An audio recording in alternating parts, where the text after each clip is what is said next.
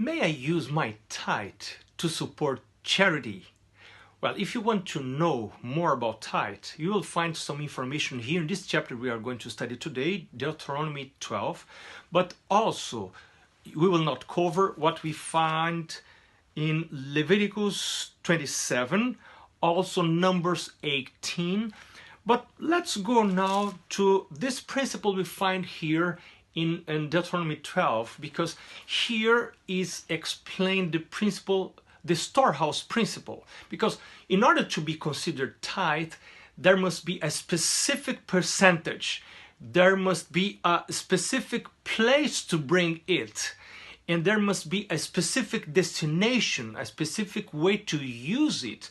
So we are not speaking about a specific percentage because it was already in Leviticus 27. But here this chapter deals with a specific place where we should bring it.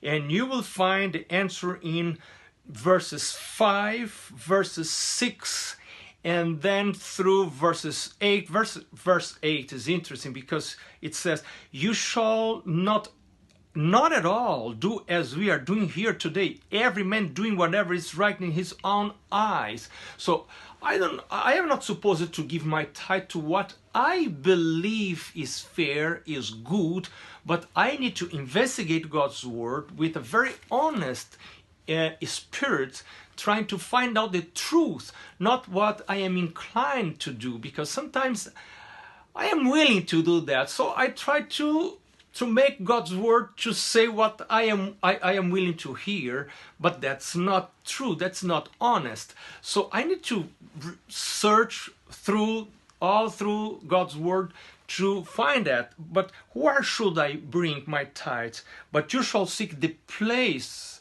verse 5, the place where the Lord your God chooses, not the place you choose, the place the Lord your God chooses, out of all your tribes. There, verse 6, you shall take your burnt offerings, your sacrifices, your tithes. Tithes and offerings are not to help someone, not even to help the church, to have God's word, but they are supposed to be used to worship God. So we need to bring to his place. When you go to his house, this place is the storehouse where I should bring all tithes. And this principle is expanded in 2 Chronicles. Let me just see here. Yeah, 2 Chronicles chapter 31, 31st. Go there and you will see that principle. All tithes are gathered together.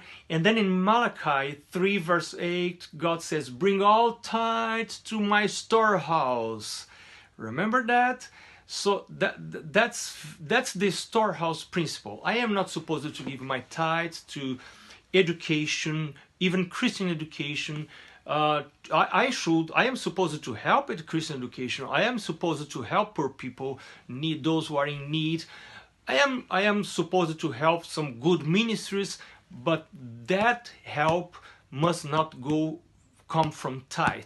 Tithe is supposed to be brought to the storehouse where I will worship the Lord and I will be before him. And this is what we learn from Deuteronomy 12.